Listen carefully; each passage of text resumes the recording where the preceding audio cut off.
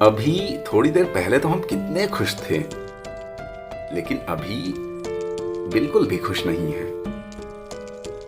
कल हमें जिस चीज से इतनी खुशी मिल रही थी, आज हमें उस चीज से कोई खुशी ही नहीं हो रही है।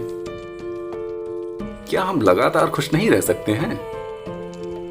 ये खुशी भी कितनी अजीब चीज है ना। पर एक बात तो तय है कि खुशी किसी एक चीज में नहीं होती है, और दूसरी बात कि हमें सारी खुशियां नहीं मिल सकती हैं। यह मानना है दार्शनिक और इतिहासकार जेनिफर माइकल का। खुशी कोई एक चीज नहीं होती है जिसे हम अपनी मुट्ठी में बंद कर लें।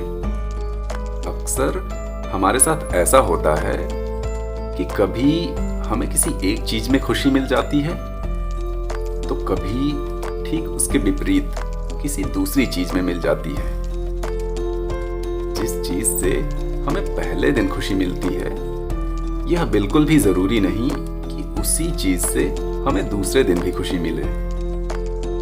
जब कभी हमें कुछ अच्छा लगता है या फिर चीजें हमारे मन मुताबिक हो रही होती हैं, तो हम खुश हो जाते हैं। और जब कभी हमें कुछ खराब लगता है या फिर परिस्थितियां हमारे अनुकूल नहीं होती हैं, तो हम दुखी हो जाते हैं। अपने आखिरी दौर में स्वामी विवेकानंद जी ने यह महसूस किया था कि खुशी तो जिंदगी की छोटी छोटी चीजों में है। इसलिए यह बहुत जरूरी है कि हम अपनी जिंदगी में छोटी छोटी खुशियों को ज्यादा अहमियत दें, और उन सारी चीजों के लिए खुश रहिए जो आपके पास है। क्योंकि हमारे नजरिए से जो चीजें हमें छोटी लग रही हैं, वही चीजें किसी दूसरे के नजरिए से बहुत बड़ी भी हो सकती हैं।